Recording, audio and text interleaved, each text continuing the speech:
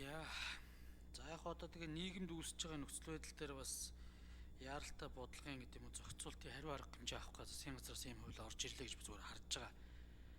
Тэгвэл нэрнээсээ эхлээд ерөөсөө нэг томдчиход байгаа юм аа.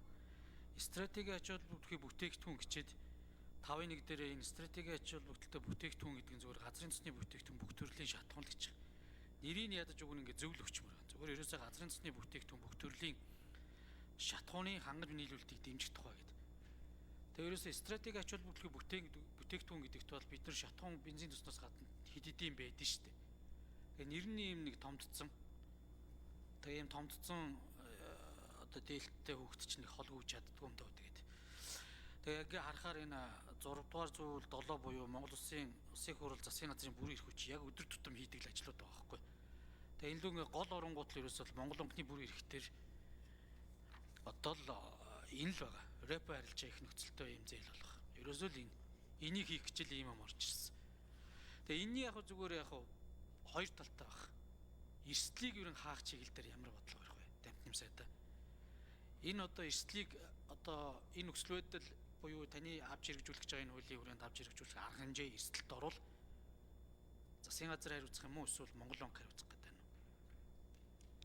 Энийн үр дүнд татвар төлөгчдийн одоо гэдэг юм уу ийм зүйлүүд дээр эрсдэл учруул яах вэ?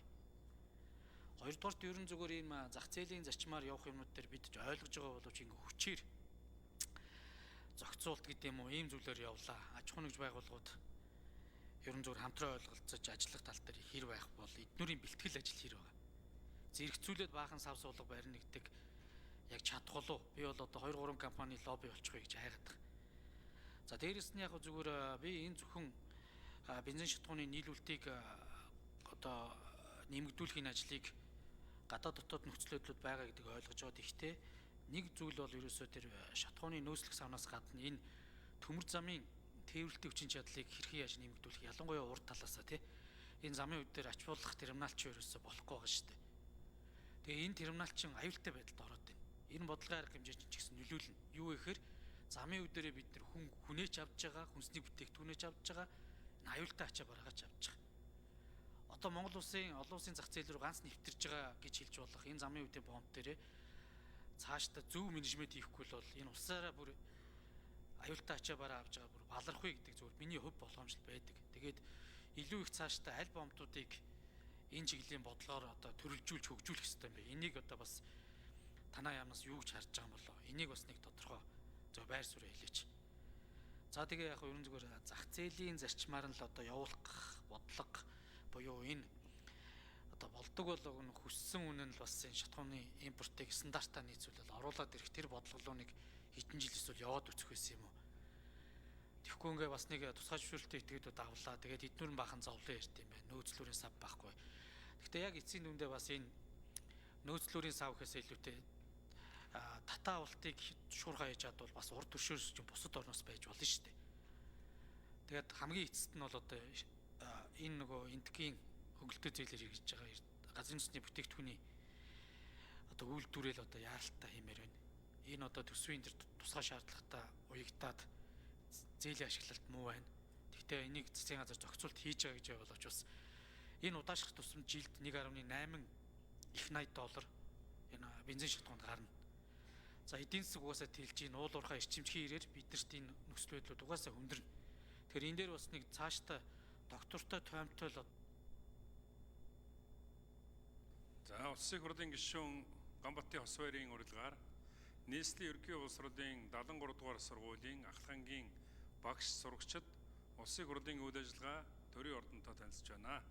Та бүхэнд сурган хүмүүжүүлэх болон сурлах хөдөлмөрийн өндөр амжилтыг хүсье өрөөё.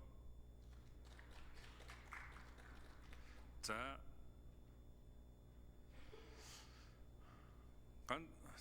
сайн зэрэг гишүүний асуултанд Намдан нэм сайд хариулъя.